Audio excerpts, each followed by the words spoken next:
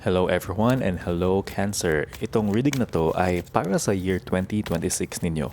We will look in the energies for the year 2026 and anong mga advice cards ang gustong ibigay ng universe para sa iyo. Nawala tayo dito ng saglit but we are back. If you are new here, welcome. Ang goal ng channel na to is to give guidance, sourcing the light from the Creator with good intentions para may positive energies ang lahat. Please follow or subscribe. Sobrang importante ng inyong suporta para makontinue natin ang readings dito.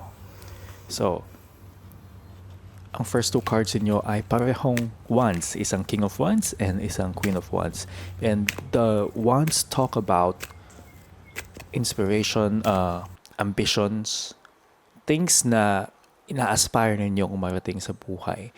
So, although you have a lot of inspirations or mga bagay na gino-goal ninyo sa buhay ninyo, napakarami din doon na nagtatalo sa inyo.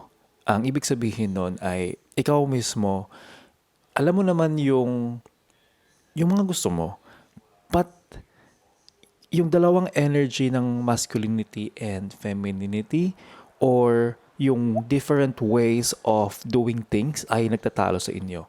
Minsan meron kang idea na napaka-creative and minsan naman alam mo na meron kang isang intuition na alam mo yun yung dapat mong sundin, na may nagsasabi sa iyo na ito yung gawin mo instead of that, although that makes sense pero ito naman yung dapat mong gawin. Yun yung struggle mo. Nakikita ko naman dito na yung ideas mo napaka-workable niya, yung naiisip mo very achievable siya for you. There's no doubt na kaya mong abutin yung mga naiisip mo for yourself. It's just that yung way of doing things, dun ka nahihirapan. Pakiramdam ko naman dito, either way, nag-work siya. It's just that saan ka mas masaya? Saan ka mas fulfilled? Saan ka mas natutuwa? Parang hindi ganun ka-importante yung marating mo yung end goal, pero mas importante para sa'yo kung paano mo ginagawa yon, if that makes sense. You also have the King of Pentacles. Nakikita ko dito na you have all the resources. Para sa inyo kasi, kung may time ka, may time ka. Kung gusto mong gawin, kaya mong gawin. Kung meron kang money, meron din naman dyan. Kung meron ka bang mga tao na tutulong sa'yo, mukhang meron ka din. Napakadami mong connection na pwedeng gamitin. It's just that, pabalik nga tayo doon sa kung paano mo gustong gawin yung isang bagay. Doon ko nakikita sa'yo yung pinaka-struggle mo pagdating dito. In the past, Cancer kayo ay nagkakaroon ng maraming harvest, nagkakaroon ng meron kayong mga ginawang noon na nakukuha mo na ngayon. Or somehow, dinala ka na sa mga situation kung saan your courage was tested, your faith was tested, and alam mo na sa sarili mo na ito yung gusto mo, ito yung kailangan mong pagdaanan para lang maintindihan mo sa sarili mo that you can do things. So alam mo na sa sarili mo na kaya mong gawin ang ginogol mo for 2026 or yung ginogol mo, dinidream mo for yourself moving forward. You also have the Page of Cups in reverse. So nakikita ko dito that you are recognizing na meron ka ding kakulangan when it comes to some form of maturity emotionally. This kind of maturity or this kind of emotional aspect ninyo ay nasa loob ninyo. Iba pa yung napapakita ninyo sa labas, but this is something else that you have in you. Minsan kasi ang mga Cancer, hindi sila masyadong nagsasalita. They kind of just hold it on to themselves. Gusto lang nila na nasa sarili lang nila yung iniisip nila, hindi sila nag-express. But for some of you, at least for this reading, nakikita ko dito na na-realize ninyo habang adun kayo sa katahimikan ng sarili ninyo, you feel in you or you notice that in you, there is this parang parang hindi maganda yung naiisip ko, parang hindi maganda yung pag-process ko, ano ba tong pina-process ko? So there is this realization sa inyo. And napakaganda nun because kahit hindi nyo ina-express yung nararamdaman ninyo or yung mga nafe-feel ninyo, nakikita mo sa sarili mo, may realization siya. And that is a path towards enlightenment. Kasi nakikita mo ano yung negative aspects mo, ano ba yung mga pwede mo pang i-improve for yourself. So, nasa sayo na yun kung paano mo siya i-gagamitin, paano mo siya i-improve. Gusto mo ba siyang i-improve o hindi? Pwede namang napansin mo lang pero wala kang gagawin, di ba?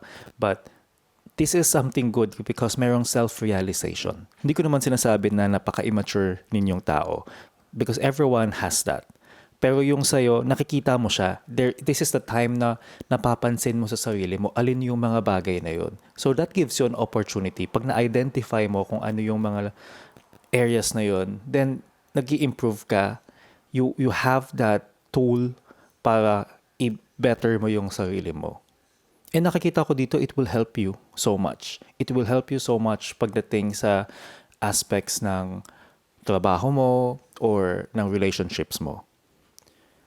In 2026, you have the sun. And nakikita ko dito na kahit na ang dami mong pinagagagawa sa buhay, ang ganda ng 2026 mo because it's so much filled, so filled with happiness. Ang dami mong mga bagay na pwedeng i-manifest pagdating sa 2026 kasi sobrang joyful, sobrang ganda. You may not be able to, or other people may not see it, or other people may not notice it, but ikaw mismo, alam mo sa sarili mo, and napakaganda ng pakiramdam mo for 2026. Kasi talagang ang saya-saya lang, parang there's a lot of time for you to be happy about, a lot of reasons for you to celebrate for.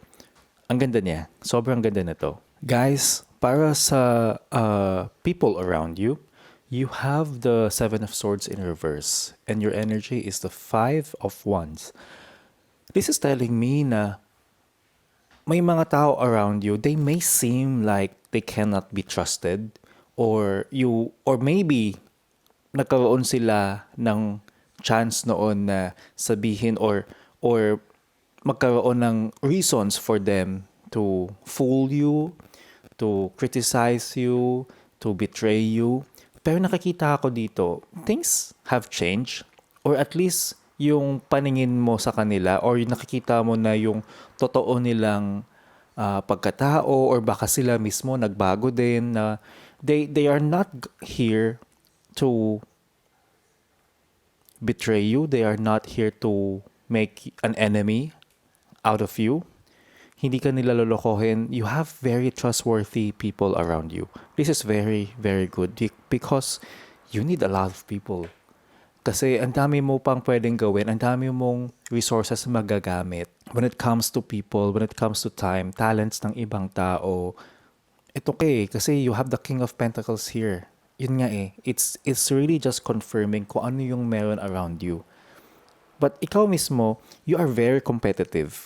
Cancer. I should just, gusto ko lang sabihin na ang competitive mo, para kang may gustong patunayan sa sarili mo or sa ibang tao. Parang gusto mong may ma-achieve talaga. So gagawin mo ang lahat kung ano yung gusto mong gawin. Just be very careful kasi minsan umaabot siya sa disagreements. It may push you into situations where rivalry is unavoidable and meron ka din syempre yung mga pagkakataon na baka yung mga hindi mo kailangan kalabanin magiging kalaban mo na. So maging maingat sa ginagawa mo or baka sa how you treat people, ganyan. I know a lot of you guys can handle this but just be very careful kasi merong malaking possibility na magkaroon ka ng disagreement na hindi naman kinakailangan. You have a lot of things to do. You have a lot of other mission to accomplish pero be careful in doing so kasi medyo mahirap siyang ipagbalanse. Ang advice para sa inyo guys is to see where people are needing help. Especially dun sa napakalapit sa inyo. Because ito yung mga bagay, ito yung mga help na kinakailangan nila that you may see in yourself na kinailangan mo noon. These are people na medyo may similarity sa inyo. It can be your mom, it can be your children, it can be somebody na napakalapit sa inyo. May mga kinakailangan sila or minsan meron silang kahinaan na makikita mo na, wow, ito yung ako in the past. And makaka-relate ka dito and they really need help. And this will connect you sa past ninyo in how you grew up and how you are as a person because sobrang similar nung energy or nung pinagdaanan ninyo. In there are differences pero ma-realize mo sa sarili mo na ay kailangan niya ng tulong and I need to help this person. So you really need to recognize kung ano yung weaknesses mo and ano yung weaknesses ng iba. It has nothing to do much about how this is going to help you, but this is going to help those people around you. And ikaw mismo, matutuwa ka kung makikita mo sa sarili mong nakatulong ka, especially doon sa mga malalapit sa iyo. Kung nakatulong sa inyo ang reading na ito, please subscribe, hit the like button if you are on YouTube, and follow pag kayo ay nasa Facebook. Huwag niyo po kalimutan i-share ito sa mga kilala ninyo na kailangan ng reading. Maliit na bagay lang po to support this channel para blessings lang ang umiikot sa community natin. Okay, your first advice card is the gratitude list. Counting your blessings and feeling gratitude for what you already have helps you to be centered in your heart instead of fixated on worries in your mind. What and who you are grateful for right now. Keep focusing upon gratitude and you'll discover the amazing generosity of this universe.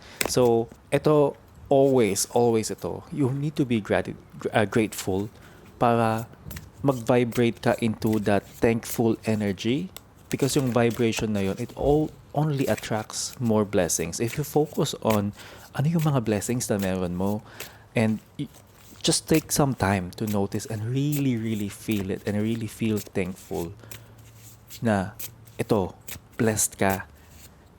Ito yung na-experience mo, ito yung naibibigay mo sa ibang tao. Baka you are a businessman, baka nakakapagbigay ka ng trabaho, nakakapagbigay ka ng livelihood, or nakikita mo na yung pamilya mo nabibigyan mo ng magandang future or ng experiences, magandang education. Kumbaga, may kinakain sa araw-araw. You know, those things will help you manifest more and more blessings because nagugustuhan mo and ina-appreciate mo kung ano yung meron na binibigay ng universe para sa'yo. Next card is face your financial fears. When you are honest with yourself about fears of success or failure, they can no longer control you. Be free of hidden fears by exposing them to the light of awareness and you will realize that you in fact have nothing to fear. And that every successful person has struggled with and released this self-doubt. Napakarami naman kasi natin na natatakot, may kinakatakutan. Meron din naman mga tao na talagang financial ang iniisip. So, for you, baka ito yung something na iniisip mo ngayon. Baka wino-worry mo din to. But when it says, bring them to the light, bring your fears to the light, it can also mean na bring them to God. Bring them to the light. Ibigay mo yun sa Kanya. Whatever it is that you are fearing about money, just pray for it, ibigay mo sa Kanya, and don't worry about it. Ganun lang siya kasimple. The next card is empowerment. When you ask the divine to take over, you get pulled into your own authentic power. It's a force of inner love that wants your wholeness and magnificence. Unfold my true and radiant self, dear Lord. So, kilalanin mo yung sarili mo. I-empower mo yung sarili mo that na kung sino yung talagang ikaw, kung ano yung essence ng pagkatao mo, kung sino talaga kung paano ka mag-react sa mga bagay, kung ano yung kabutihan na meron mo talaga. Because lahat naman tayo may kabutihan. But we are all unique. So, ikaw, ano yung authentic you? Ano yung authentic power mo? And ito yung ito yung love na meron ka because we are all made out of love and light. Gamitin mo yun to bring out that wholeness, that magnificence, and ilabas mo yun because yun yung kung saan ka mag-shine ng bright. Next is direction. Lord, please show me the right action right now. Please bring a sign and a miracle that gives clear direction. May I hear the promptings of my own body, and if for some reason I'm about to head the wrong way, please stop me. Yung direction, binibigay naman talaga sa'yo ng Diyos. And it is confirming this, no? Sa dami mong gustong mangyari. The universe or God is giving you the direction. Pinapakita niya sa'yo kumbaga magbubukas siya ng mga pinto, magbibigay siya ng mga tao na makakatulong sa'yo. When you need it, ayan, darating na lang siya. Minsan din, pagka alam mo na or kailangan mo na gawin yung isang step sa isang process na ginagawa mo, maybe nagtatrabaho ka, tapos makalimutan mo yung isang bagay. Minsan, maalala mo na lang or mafe-feel mo na lang na, wait lang, parang kailangan ko itong gawin. So, you are very directed. Meron ka talagang ganitong intuition or talagang ginagabayan ka. Next is Hawthorne, Balance and Elemental Kingdom. You need to remember that kailangan mong pagbalansin yung mga challenges na tinatry mong isolve sa buhay with some peace and some rest para sa sarili mo. Or minsan naman, baka kung puro rest and ano ka na lang, o pasarap ka na lang, maybe you kind of need to balance it. You also need to be very mindful of nature, be very respectful of nature and the elemental kingdom. Ito yung mga bagay na hindi natin nakikita, but be very, very, very, very respectful with nature. Next is fire and transmutation, purification.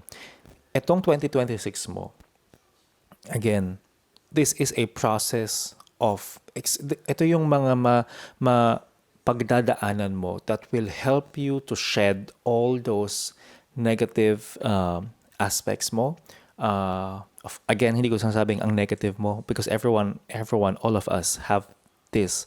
Pero 2026, sinasabi dito na mas may improve mo yung sarili mo through self-realization. Makikita mo na ito yung mga pwede mo pang palitan for yourself, pwede mong i-improve, may mga experience kang pagdadaanan na makikita mo na you are evolving as a person and how you are handling those experiences and how you handle situations, people, and kung paano mo maisosolve or maitatawid yung mga situations na yon. Next is Dragonfly, Magic. I embrace my transformation.